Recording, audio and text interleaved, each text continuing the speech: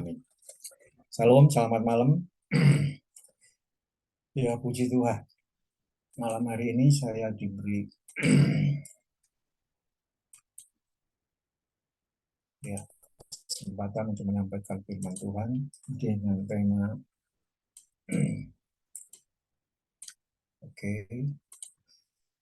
bukan sekedar meminta kepada Tuhan. Tadi Ibu Win sudah menjelaskan.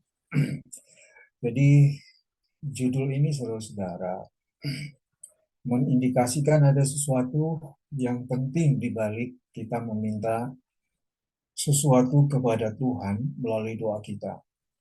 Khususnya diambil dari 1 Tesalonika 5 ayat 16, 17 dan 18. Saya bacakan. Bersukacitalah senantiasa, tetaplah berdoa. Mengucap syukurlah dalam segala hal, sebab itulah yang dikehendaki Allah di dalam Kristus Yesus bagi kami. Ini nasihat untuk kita semua. Untuk bersukacita, tetaplah berdoa, mengucap syukurlah. Ini kalimat imperatif, kalimat perintah, saudara-saudara. Jadi kalau kalimat perintah itu kita harus ikuti, bukan berdasarkan mood atau kemauan kita. Kalau firman Tuhan berkata bersukacitalah senantiasa, ya kita harus lakukan. Tetaplah berdoa, kita harus tetap lakukan. Mengucap syukurlah dalam segala hal. Kita akan dalami bersama. Nah, namun sebelumnya, mari kita lihat latar belakang, saudara-saudara. Jadi surat Tesalonika ini ditulis oleh Rasul Paulus ya. Dan pelayanan dia di Tesalonika ini terjadi dalam pelayanan dia yang kedua. Nah, Tesalonika itu ya sekarang ini di Yunani ya. Ada di sebelah barat daya Filipi. Jadi kota ini, saudara-saudara, adalah ibu kota dari provinsi Makedonia. Ya, salah satu provinsi Romawi. Di mana ini ada pelabuhan besar di situ.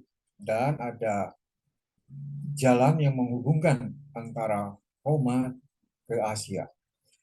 Jadi tempat ini ramai. Dan seperti biasanya kita tahu, orang Yahudi itu adalah pedagang yang ulung, ya, pedagang yang hebat. Mereka hadir di kota itu untuk berdagang dan ternyata mereka berhasil. Jadi mereka menjadi penduduk yang terkemuka di tempat itu. Jadi saudara-saudara, Paulus dan Silas atau Silvanus nama lainnya datang ke tempat itu untuk memberitakan Injil. Kalau kita melihat dalam Kisah Rasul 17 ayat 1 sampai 9, di situ Rasul Paulus masuk ke sinagog untuk berbicara tentang Mesias atau Yesus Kristus itu siapa, saudara-saudara. Jadi kalau kita membaca dari Kisah Rasul 17 ini, kita melihat bahwa ini pelayanan Rasul Paulus yang sangat berhasil. Ya, saya meneliti, membaca berulang-ulang kali, ini luar biasa.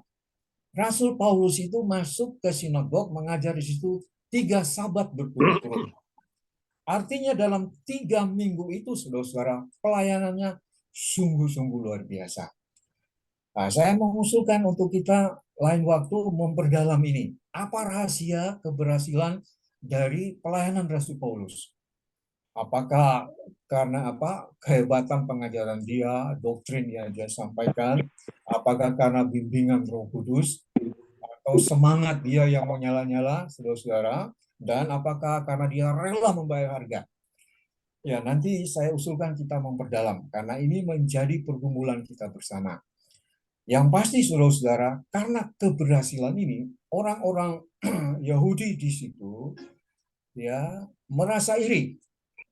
Dalam Kisah Rasul 17 ayat 4, ia berhasil ya memenangkan orang Yahudi, memenangkan orang Yunani, dan juga perempuan-perempuan terkemuka. Jadi orang-orang yang menerima Injil itu bukan orang sembarangan, saudara-saudara. Orang yang punya status sosial yang tinggi. Orang yang dihargai di masyarakat, saudara-saudara. Orang yang mempunyai pengaruh di pemerintah. Karena itu, timbullah rasa iri dari orang Yahudi, sekaligus juga mereka menolak pengajaran Rasul Paulus tentang Mesias yang harus mati disalibkan, tentang Yesus Kristus. Mereka menolak. Dan kalau kita membaca juga di situ mereka apa menganiaya ya, berusaha untuk menganiaya Rasul Paulus dan Silas, tetapi karena mereka tidak bertemu dengannya, maka mereka menganiaya si Pak Yason. Yason ini tempat mereka menginap selama di Tesalonika, dan beberapa orang dari jemaat ini. Dan karena terpaksa akhirnya Paulus meninggalkan Tesalonika ini, saudara. Ia berjalan ke Berea dan di sana juga ia melayani. Dan luar biasa berhasil juga. Tetapi orang-orang Yahudi ini nggak puas. Ya, mereka mengikuti dia juga di Berea ini. Akhirnya Paulus pergi lagi. Jadi saudara perhatikan. Ya, apa yang perlu kita lihat di sini ya, bahwa karena Paulus dianiaya, artinya jemaat yang dia tinggalkan itu juga saudara-saudara mendapat penganiayaan, ya. Mereka pasti berusaha untuk menggoncangkan iman mereka. Mereka pasti berusaha untuk menyesatkan dari jemaat yang baru itu, bahwa apa yang diajarkan Rasul Paulus itu tidak benar. Karena itu, saudara-saudara, apa yang kita lihat dari nasihat Rasul Paulus dalam Tesalonika 5 itu sangat relevan dengan kondisi yang dialami oleh jemaat yang ditinggalkan oleh Rasul Paulus. Ingat bahwa jemaat ini baru lahir, ya, 3 sabat berturut-turut, artinya nggak sampai 1 bulan ya dilayani di situ. Ada orang percaya, jemaat mula-mula ini bertumbuh, jemaat baru ini bertumbuh, harus dengan terpaksa ditinggalkan oleh Rasul Paulus. Paulus pergi dan kemudian ia mengutus Timotius untuk pergi melihat bagaimana kondisi daripada jemaat ini. Dan Timotius kembali untuk memberikan laporan kepada Paulus. Paulus sangat bersuka cita karena yang luar biasa, saudara-saudara, jemaat yang baru ini, yang belum dewasa ini, ya tidak kehilangan kasih mereka kepada Tuhan Yesus. Nah, apa rahasianya? Nah, itu perlu kita diskusikan juga. Karena kita ini punya program untuk apa? 10.000 anggota jemaat dewasa. Ada berapa gereja di provinsi yang ada di Indonesia ini? Kita mesti belajar apa rahasia Rasul Paulus ini bisa berhasil dalam pelayanan, dalam penginjilannya, dan mengapa jemaat yang ditinggalkan, jemaat yang baru lahir itu bisa menjaga kasih mereka kepada Tuhan Yesus, walaupun Rasul Paulus tidak ada di tempat tersebut. Tidak ada pemimpinnya, saudara-saudara. Ya, kita perlu diskusi. Jadi, apa tujuan Rasul Paulus menulis surat ini? Ya, ini berdasarkan apa yang saya pelajari. Yang pertama, saudara-saudara, menjaga iman jemaat agar mereka tidak goyah. Ya, pasti. Kalau mereka tidak kuat, pasti goyah. Paulus pergi, lalu orang yang tidak suka ini, ya pasti datang untuk menggoncangkan iman mereka. Pasti mereka berusaha untuk membelokkan pengajaran Rasul Paulus, ya. Pasti mereka berusaha untuk menyesatkan jemaat ini. Jadi Paulus perlu memberi nasihat agar mereka jangan goyah, saudara. Ya, agar tidak goyah dalam menghadapi kesusahan akibat penganiayaan yang muncul. Ya, ada penganiayaan yang mereka alami. Kemudian agar mereka terus bertumbuh dalam iman dan saling mengasihi satu sama lain. Kemudian agar mereka menjaga kekudusan hidup mereka. Dan juga saudara-saudara, Paulus mengajarkan bahwa orang percaya memiliki kepastian keselamatan dan tentang kedatangan Kristus yang kedua, parousia. Ya, eskatologi di situ juga disinggung oleh Rasul Paulus secara sepintas. Tetapi saudara, saya memfokuskan khotbah saya pada malam hari ini adalah bagaimana Paulus menguatkan ya iman jemaat itu agar mereka tidak goyah, agar mereka tabah kuat dalam menghadapi kesusahan akibat penganiayaan yang muncul. Dan Ibu Win memberi saya dalam 1 Tesalonika 5 ini, saudara-saudara, ya, itu kita sudah baca tadi, ada 3. Itu nasihat Rasul Paulus. Dan saya pikir ini juga relevan untuk kita yang hidup pada saat ini. Dengan melihat kondisi mereka, jemaat yang baru bertumbuh ini, saudara-saudara, nasihat ini berlaku juga untuk kita. Entah kita baru mulai merintis, saudara-saudara, ataupun mungkin jemaat kita masih sedikit. Ya. Ini berlaku juga untuk kita bahwa ada 3 hal yang dikehendaki Tuhan melalui Rasul Paulus. Yang pertama adalah apa? Bersukacitalah senantiasa, tetaplah berdoa dan mengucap syukurlah senantiasa. Nah, saudara-saudara, secara pribadi untuk saya dan keluarga yang terjun dalam pelayanan ini, ayat ini menguatkan saya secara pribadi, saudara-saudara.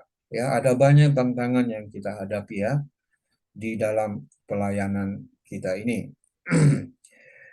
Baik secara sinode maupun secara gereja lokal. Tetapi saya diberkati oleh firman Tuhan yang dipersiapkan pada malam hari ini. Mari kita lihat satu persatu.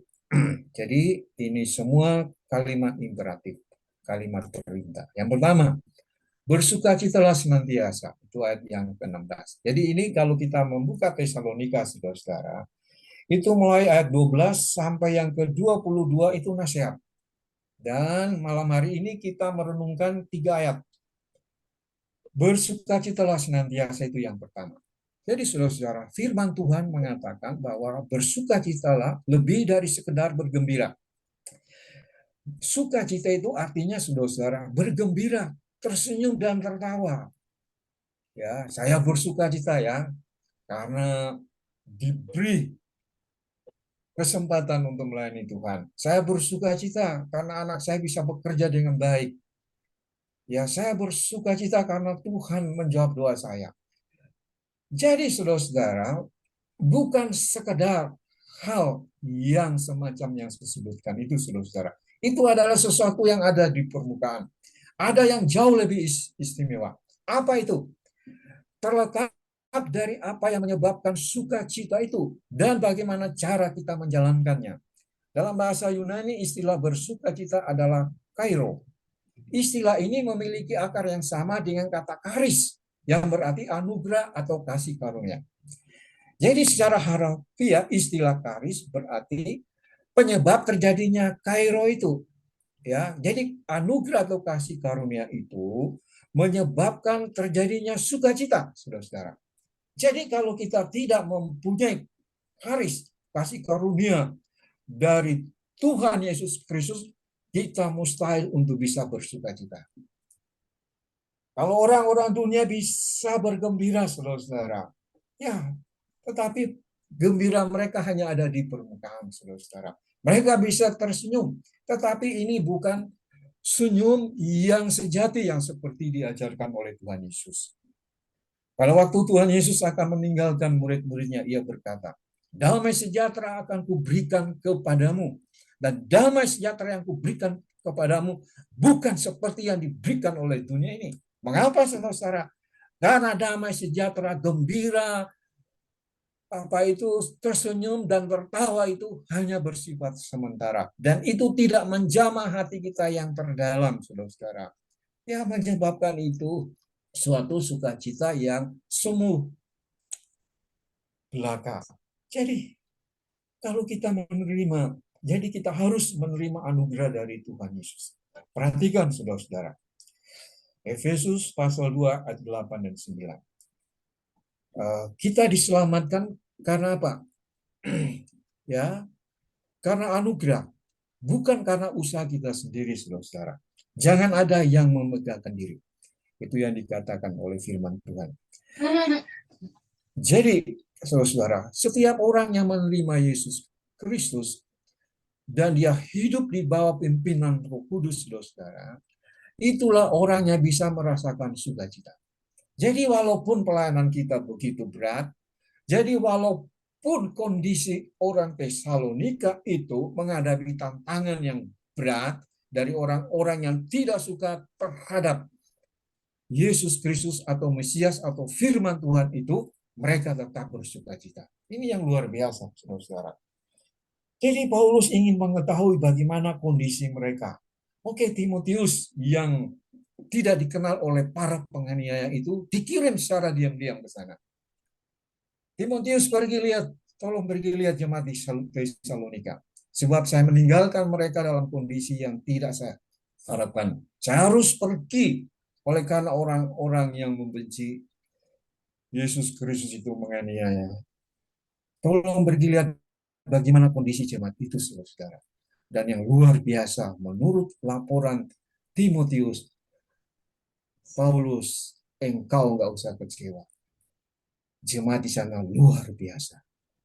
Karena itu Paulus menulis surat ini, saudara, agar jemaat itu terus bersukacita, terus di dalam iman mereka, terus di dalam pelayanan mereka. Luar biasa. Ya, puji Tuhan. Kalau ini bisa terjadi di dalam hidup kita secara pribadi, saudara, di dalam hidup jemaat kita, dan pengalaman saya selama ini, saudara, harus dimulai dari hamba Tuhan. Ya, hamba Tuhan itu patron dari jemaat itu, saudara.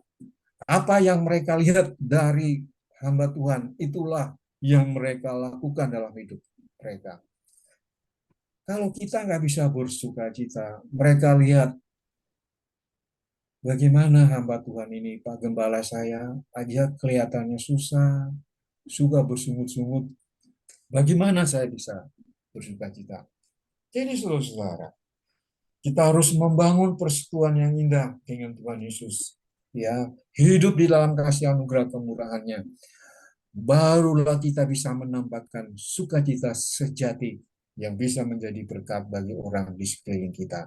Dan saya yakin bahwa jemaat Tesalonika ini belajar melihat bagaimana pola hidup Rasul Paulus, saudara. Itulah yang mereka turuti, itulah yang mereka ikuti. Karena itu Rasul Paulus dalam bagian yang lain berkata, ikutilah teladanku, ikutilah teladanku. Berani tidak kita bilang begitu, saudara-saudara, sebagai hamba Tuhan? Hai jemaat, ikuti teladanku. Lihat saya, bagaimana cara saya hidup. Ikuti cara hidup saya. Berani nggak bilang begitu? Saya melihat itulah salah satu rahasia keberhasilan dari pelayanan Rasul Paulus, saudara. Ia komitmen hidup di dalam kasih anugerah kemurahan Tuhan di dalam hidupnya, saudara-saudara. Sehingga ia berani berkata kepada jemaat yang dia layani, ikutilah teladanku. Dan itu terjadi, diikuti oleh jemaat Tesalonika ini. Lalu Paulus mengirimkan surat kepada mereka, memberi semangat untuk mereka untuk terus bersuka cita senantiasa. Ya, kata senantiasa itu sebenarnya saudara-saudara dalam bahasa Indonesia ya, ini penekanan, bersuka cita senantiasa. Jadi selalu bersuka cita. Ya, seperti matahari selalu terbit dari timur setiap pagi, nggak peduli kita senang atau tidak.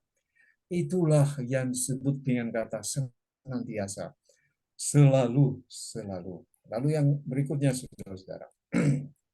Ya. Jadi perintah bersukacitalah senantiasa harus dijalankan dengan selalu memberikan sikap kegembiraan. Oleh karena Tuhan Yesus, sumber kasih karunia itu menyertai dan bersama dengan kita. Ibrani 13 ayat 5, saudara-saudara. Ya, mengutip Ulangan 31 ayat 6. Di situ Tuhan Yesus berkata, janganlah kamu menjadi hamba uang ya. Saya baca biar lebih jelas, Ibrani 13 ayat 5b. Janganlah kamu menjadi hamba uang dan cukupkanlah dirimu dengan apa yang ada padamu. Karena Allah telah berfirman, aku sekali-kali tidak akan membiarkan engkau, dan aku sekali-kali tidak akan meninggalkan engkau. Saudara-saudara, Ibrani mengutip Ulangan 31 ayat 6. Ini peristiwa waktu orang Israel berjalan di padang gurun, saudara-saudara. Ya. Bagaimana karena beratnya perjalanan itu, akhirnya orang Israel itu bersungut-sungut. Karena mereka kehilangan pengharapan, saudara-saudara. Kapan sampai ke tanah perjanjian itu? Tanah yang berlimpah susu madunya. Kita kepanasan, kita kekurangan, kita kelaparan, kita kehausan, saudara-saudara. Ini keluhan mereka. Jadi sungguh-sungguh khawatir, bimbang, kita bisa sampai nggak ke sana. Hei Musa, kamu cuma bawa kita ke padang gurun ini untuk mati. Mengapa tidak di Mesir aja? Walaupun kami budak di sana, tapi sana bisa makan yang puas. Kami hingga menderita seperti ini. Jadi saudara, kita belajar dari orang Israel. Dan Tuhan murka kepada mereka. Tuhan berkata, bangkai-bangkaimu akan berserakan di padang gurun ini. Akan terjadi seperti yang kamu bilang. Kamu akan mati. Yang akan masuk ke tanah Kanaan itu adalah anak-anakmu. Dan siapa yang masuk ke tanah Kanaan? Yang asli keluar dari Mesir, umurnya 20 tahun ke atas. Hanya dua, saudara-saudara. Yosua dan Kaleb. Bahkan Musa, pemimpin yang karismatik itu, tidak masuk. Karena orang Israel membuat ia berdosa dengan mulutnya. Orang Israel yang tegar tengkuk itu membuat Musa marah, melanggar kesucian Tuhan. Lalu Tuhan berkata, Musa, engkau melanggar kesucianku. Engkau tidak akan masuk ke tanah perjanjian itu. Jadi saudara, perhatikan, bersukacitalah senantiasa. Jadi kita melihat Ibrani 13 ini mengajarkan kita, saudara. Jangan seperti orang Israel. Ada tantangan, ada masalah. Mungkin dalam pelayanan kita lihat, aduh bagaimana inilah, ya, bagaimana masa depan kita, ya, bagaimana kondisi kita nanti kalau sudah tua, bagaimana kalau kita sudah nggak kuat dalam pelayanan, bagaimana nasib kita, saudara.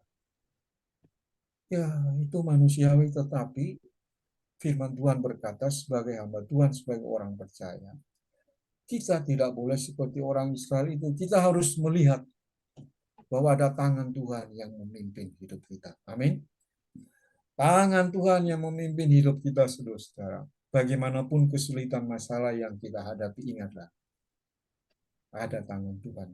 Dan itulah yang menyebabkan kita bersuka cita senantiasa. Lalu yang kedua, mohon maaf, saya tetaplah berdoa. Ya, yang kedua itu 17, tetaplah berdoa. Secara umum berdoa berarti berbicara kepada Tuhan. Doa merupakan pengungkapan isi hati kita dengan cara berbicara kepada Tuhan. Oke, kita pasti tahu, apalagi kita hamba Tuhan. Kita tahu apa arti berdoa, definisi berdoa ini, saudara. Tetapi ada yang jauh lebih penting. Ya, sebenarnya kalau saya dibatasi Bu Win, di ayat 17 ini kita bisa memperdalam ya, tapi saya diberikan ayat 16 dan juga ayat 18. Jadi doa lebih sekedar dari berbicara, saudara ya. Doa lebih dari sekedar berbicara. Keistimewaannya adalah komunikasi personal dari hati ke hati, dari sang pendoa dengan Tuhannya. Dari perspektif ini, doa merupakan percakapan dengan Tuhan mengenai realisasi kasih karunia dan kebaikan yang Dia janjikan dalam kehidupan nyata kita. Artinya dalam berdoa, kita memohon agar kasih karunia Tuhan tergenapi dalam hidup kita. Memohon pimpinan dan tuntunannya agar kita bisa hidup dalam kasih karunia-Nya, dan kita menyerahkan hidup kita dalam kuasa dan pimpinannya, saudara-saudara. Agar kita hidup dalam kasih karunia-Nya. Jadi bukan hanya sekedar meminta kepada Tuhan, ya, untuk memenuhi segala keinginan pribadi kita kepadanya. Kita bersyukur, berterima kasih. Terima kasih Tuhan, Engkau begitu baik. Engkau sudah memberi kesempatan keistimewaan bagi saya untuk melayani. Saya banyak kekurangannya. Ya, saya tidak sepintar orang lain. Ya, saya tidak sekaya orang lain. Ya, saya tidak sehebat orang lain. Namun Engkau memberi kesempatan bagi saya untuk melayani Tuhan. Terima kasih, puji Tuhan. Berkati pelayanan saya, Bapak. Ya, cukupkan segala kebutuhan hidup saya, Bapak. Agar saya tidak dipermalukan kalau saya kekurangan. Masa saya harus minta kepada jemaat? Saya malu, Tuhan. Ya, itu doa saya pribadi, saudara-saudara. Puji Tuhan, terima kasih. Jadi bukan sekedar saya meminta. Minta-minta itu mental pengemis, saudara-saudara. Kita ini bukan pengemis, kita ini pelayan Tuhan. Jadi saya bukan sekedar minta kepada Tuhan, minta ini, minta itu. Kapan kita bersyukurnya, saudara-saudara? Kapan kita bersyukurnya? Ya, saya punya anak cuma satu. Ya, karena cuma satu, jadi perhatiannya cuma satu itu. Ya, dia kerja di Bandung. Ya, Bandung, Bogor sih nggak jauh ya. Kalau naik travel itu 3 sampai 4 jam ya, kalau nggak macet. Wah, kalau dia ke Bogor, saya mah senang sekali.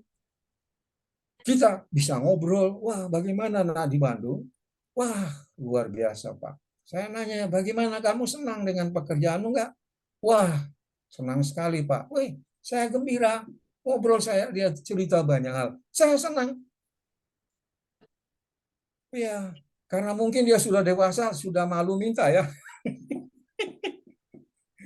Dulu teh waktu dia masih mahasiswa di Salatiga, ya suka minta, Pak, mau beli ini, motornya rusak, Pak. Ini mau ganti laptop. Laptop saya ini sudah tidak sudah tidak dia kuliah di desain ya, komunikasi visual. Jadi dia harus memakai laptop yang apa namanya? Bukan yang sederhana gitu loh, yang mahal harganya itulah. Oke, nah ya sekarang dia sudah kerja, tidak minta lagi, dia dikasih perusahaannya. Lalu saya tanya, perusahaan yang belikan kamu laptop, nah iya Pak, berapa harga laptop? 40 juta. Ya, kok begitu mahal? Nah, iya itu kan dari kantor Pak. Kantor mah enggak masalah harganya Pak. Yang penting itu bisa backup pekerjaan saya. Wah, puji Tuhan. Percakapan itu saudara-saudara membuat saya begitu gembira. Jadi itulah kita harus membangun hubungan pribadi dengan Tuhan. Bercakap-cakap dengan Tuhan. Terima kasih Tuhan. Saya begitu gembira dengan pelayanan ini. Saya begitu gembira dengan anak saya, istri saya. Kami melayani bersama-sama. Terpujilah Engkau Bapa yang baik. Bapa yang penuh kasih. Haleluya. Kami perlu gereja Bapa. Selama ini kami cuma numpang di Bukit Sion. Terima kasih Bukit Sion itu baik semua orangnya. Puji Tuhan. Berkati mereka Bapak. Tapi kami mau punya gedung sendiri. Nah, jadi memintanya di buntutnya, bukan di depannya. Eta ya. Yang terakhir. Jadi perintah tetaplah berdoa harus dijalankan dengan terus tanpa putus asa, menyatakan segala isi hati dan keinginan kita yang disertai dengan penyerahan diri kepada kuasa dan pimpinan Tuhan Yesus. Sehingga kasih karunia-Nya yang mendatangkan keselamatan, kelepasan, dan kebaikan itu menjadi kenyataan hidup. Puji Tuhan. Jadi ketika Rasul Paulus berkata kepada jemaat Tesalonika, tetaplah berdoa. Wah, mohon maaf ini salah ketik. Tetaplah berdoa, saudara-saudara. Itu dia mau agar mereka mempunyai relasi yang bagus dengan Bapa di surga. Itu tujuan yang dilakukan oleh Rasul Paulus. Jadi bukan mengajarkan jemaat ini untuk minta-minta, untuk minta-minta, minta-minta. Bukan, saudara-saudara. Agar mereka menjalin relasi yang baik, persekutuan yang baik dengan Bapa di surga. Dengan demikian, saudara, walaupun tantangan yang berat yang mereka alami, penganiayaan, dan juga pengajaran-pengajaran palsu ya, yang ingin mematahkan pengajaran Rasul Paulus itu mereka terima. Tetapi kalau mereka tetap berdoa, membangun persekutuan yang indah, persekutuan personal dengan Bapa di surga, maka iman mereka akan tetap kuat. Luar biasa. Jadi itu salah satu hal yang saya lihat apa yang menyebabkan jemaat di Tesalonika ini adalah jemaat yang kuat walaupun ditinggalkan. Ya, ditinggalkan. Yang terakhir adalah bersyukurlah dalam segala hal. Ini ayat 18. Jadi saudara, bersyukur berarti mengungkapkan rasa terima kasih kita dari hati yang terdalam. Ya, hatur nuhun, hatur nuhun. Ya, hatur nuhun, puji Tuhan, terima kasih. Itu kalau orang Sunda ya.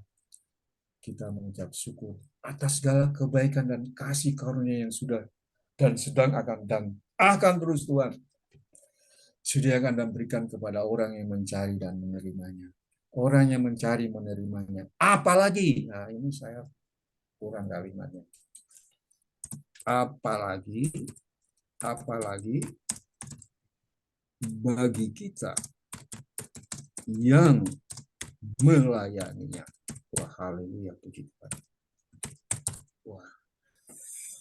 Apalagi artinya kita ini istimewa, saudara-saudara, ya, yang menerimanya ya. Di Indonesia ada koma ya. Oke. Apalagi bagi kita yang melayaninya. Bersyukur, puji Tuhan. Ya, firman Tuhan mengajarkan cukupkanlah dirimu dengan apa yang ada padamu. Ya, puji Tuhan. Dulu saya punya teman dari Kupang ya, mohon maaf Pak Domingus ya, tapi bukan Pak Domingus karena beliau belum pernah ke Bogor, belum pernah ke rumah saya.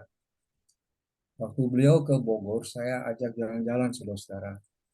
Lalu lapar kan, saya ajak makan. Saya bawa beliau ke warteg. Lalu dia bilang, "Bah, kenapa kita makan di warteg?" Saya bilang, "Nggak apa-apa, saya biasa makan di warteg. Warteg di Bogor ini mah enak," saya bilang.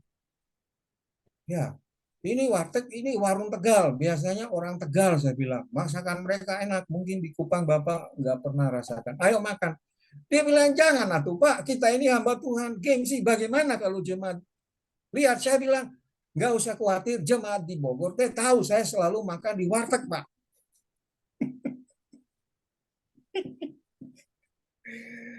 Ya, saya bawa aja masuk ke warteg, makan di warteg.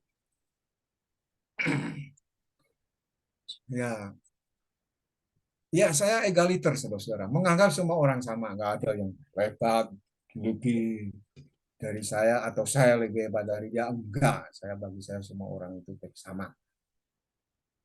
Ya, makanya saya lebih suka dipanggil Pak Frans ya. Kalau dipanggil pendeta itu seperti ada tembok yang menghalangi saya, saudara-saudara. Terlalu istimewa itu ya. Karena saya malu juga, jangan-jangan saya menyandang pendeta itu nggak sesuai seperti apa yang Tuhan harapkan. Pendeta, tapi tidak pendeta cara hidupnya. Jadi saya teh malu. Ya panggil aja Pak Frans. Sudah selesai begitu. Nggak usah terlalu. Makanya saya, gimana kalau kita kumpul saudara-saudara? Kalau saya ketemu Pak Domingus ya, baik Pak Domingus, selesai. Saya nggak akan sebut, baik Pak Pendeta Domingus. Itu mah terlalu formal, terlalu resmi, terlalu lebay. Sorry ya, itu saya loh. Nggak usah. Panggil aja namanya. Selesai. Itu menunjukkan saya menganggap semua orang sama. Ya, sama saya pendeta, dia bukan. Kalau dia panggil saya pendeta, sudah ada jarak yang membatasi. Kalau dia panggil nama saya itu personal, enak, bisa ngobrol. Kalau orang sudah tahu saya pendeta, pergi pelayanan, wah hasilnya akan berbeda, saudara-saudara ya. Berbeda, nanti lain kali kita bisa diskusikan ya. Daripada saya pergi dengan nama saya saja. Ya, sambutan orang itu berbeda karena dia nggak tahu kita ini pendeta. Kalau dia tahu, ih, Pak Pendeta yang datang, dia bisa mengubah sikapnya, bisa dia bersikap munafik, kita nggak tahu aslinya. Ya, jadi bersyukur, ungkapkan rasa terima kasih kita dari hati yang terdalam. Puji Tuhan yang baik. Jadi saudara-saudara, istilah dalam segala hal mengacu kepada setiap kejadian yang kita alami. Termasuk kejadian yang buruk, ya seperti jemaat Tesalonika ini. Mereka pasti mengalami apa? Intimidasi, saudara-saudara ya. Ya, karena Pak Jason dalam kejadian 17 itu dijelaskan dan pemuka-pemuka dari jemaat itu ya mungkin bukan pemuka ya karena kelihatannya jemaat ini belum ada strukturnya waktu Paulus dan Nia itu. Mereka cari Paulus dan Silas ke rumah Jason, tidak ketemu. Akhirnya Jason dan beberapa orang percaya yang ada di rumahnya, itulah yang mereka gebukin, dipukulin. dihadapkan kepada pemerintah penguasa pada waktu itu. Ya, mereka berkata mereka menampung perusuh yang datang dari Yerusalem, yang datang mengacaukan kota Tesalonika ini. Ya, mereka menampung dia di rumahnya. Jadi saudara-saudara, ini kejadian yang buruk. Tetapi Rasul Firman Tuhan berkata mereka harus tetap bersuka cita, harus tetap bersyukur. Jadi ucapan syukur dinaikkan bukan sekedar peristiwa yang kita alami, tetapi karena dia yang bekerja dalam segala hal, dalam segala perkara, ya, untuk mendatangkan kebaikan bagi kita yang mengasihinya. Ya, ini segala perkara ya. Tetap. Jadi secara khusus untuk kejadian buruk kita bersyukur bukan karena keburukan dari kejadian terkait, tetapi karena merupakan kesempatan bagi Tuhan untuk menguji dan memurnikan iman kita kepadanya. Benar, saudara-saudara. Bagaimana pelayanan ini? Ketika ada tantangan, ketika saudara menghadapi pergumulan, ketika saudara hidup dalam kekurangan, bagaimana saudara harus berkorban kepada jemaat, padahal saudara sendiri dalam kondisi yang kekurangan. Bagaimana saudara-saudara? Apakah kita bisa bersyukur atau kita berpikir untuk mundur saja? Bagaimana saudara-saudara? Ini kesempatan untuk Tuhan menguji kita. Apakah terus maju atau tidak? Kemudian iman kita dimurnikan. Apakah kita mau mengandalkan kekuatan kita sendiri atau bergantung sepenuhnya kepada kasih dan pimpinan Tuhan. Dan kita percaya Tuhan pasti memberkati saya. Haleluya, luar biasa. Itu yang saya saksikan, saudara. Yang saya saksikan. Saya berdoa untuk anak saya sejak dia kecil agar dia menjadi orang yang berhasil. Ya, saya berdoa Tuhan beri kecerdasan kepandaian kepada anak ini. Dia sekolah punya nilai yang baik, dia kuliah lulus dengan nilai yang baik. Dan Tuhan menjawab doa saya, saudara. Waktu dia kuliah di Salatiga, dia jadi asisten dokter, asisten dosennya dari tingkat masih awal. Dosen mempercayakan untuk menolong dia ya menjadi asistennya. Dan dia dikasih honor. Cuma celakanya anak itu honornya dia nggak mau bilang-bilang. Mungkin dia takut kita kurangi kirimannya, saudara-saudara. Satu waktu saya ketemu, saya tanya, Don, namanya si Doni, Don, kamu kan jadi asisten dosen itu. Dikasih honor nggak sih? Ada, Pak. Pak, Bapak mau tahu aja. Saya bilang, jangan takut, aku nak. Bapak itu bangga bahwa kamu dipercaya. Entah berapa honornya, itu tidak masalah untuk Bapak. Bapak bangga kamu menjadi asisten dosen. Saya bilang, itu jawaban doa Bapak, nak. Bapak berdoa terus untuk kamu lebih baik hidupnya daripada Bapak. Lalu saya goda dia, kamu mau nggak jadi pendeta?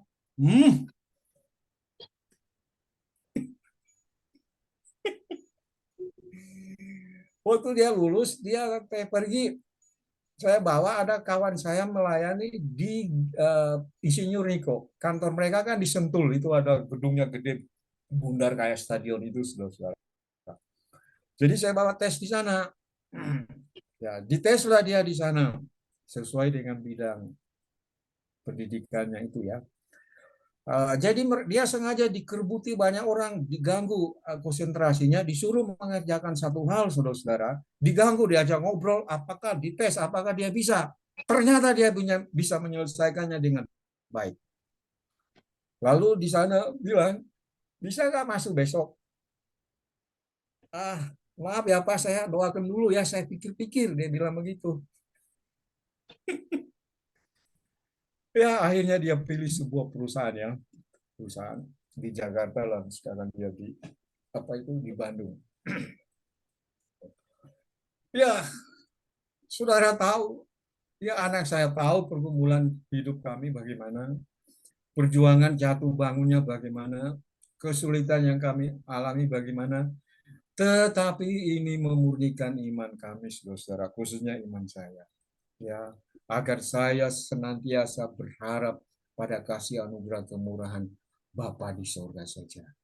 Saya tahu saya melayani Tuhan, maka Ia akan memberkati saya. Ia akan mencukupkan kebutuhan hidup saya. Ia yang akan menolong saya dalam segala pergumulan hidup saya. Ia pasti tidak pernah meninggalkan saya. Itulah yang dimaksud mengucap syukur dalam segala hal, saudara. Jadi, saudaraku yang terkasih ya, kalau Rasul Paulus menasihati jemaat Tesalonika, ini juga nasihat yang baik untuk kita, saudara. Saya diberkati oleh Roma 8 ayat 28 yang saya membaca ya. Itu ada lagunya yang bagus. Allah turut bekerja dalam segala perkara. Allah berkuasa mengatasi segalanya. Saya baca. Roma 8 ayat 28. Ya, kita tahu sekarang bahwa Allah turut bekerja dalam segala sesuatu. Ya, jadi sesuatu itu baik yang baik, baik yang buruk, yang jelek, yang tidak kita harapkan. Tujuannya adalah untuk mendatangkan kebaikan bagi mereka yang mengasihi Dia. Ya, saudara lihat ada syarat di situ. Yang mengasihi Dia, yaitu bagi mereka yang terpanggil sesuai dengan rencana Allah. Ya, kalau terpanggil sesuai dengan rencana Allah itu kita semua mengalaminya. Ya, itu pilihan Allah untuk kita menjadi orang percaya, saudara-saudara. Tetapi kalimat yang sebelumnya itu apa? Untuk mendatangkan kebaikan. Kebaikan bagi saya yang melayani Tuhan. Kebaikan yang bagi saya yang sudah mempersembahkan hidup saya untuk pelayanan ini. Lalu apa kesimpulannya, saudara-saudara? Bapa di surga menghendaki agar kita jangan sekedar meminta-minta kepadanya. Karena itu menunjukkan ketidakdewasaan kita secara rohani. Dia menghendaki yang kita praktikkan adalah bersukacitalah senantiasa. Tetaplah berdoa dan bersyukurlah dalam segala hal. Itulah yang harus kita praktikkan dalam hidup kita sehari-hari. Haleluya, amin. Kita berdoa.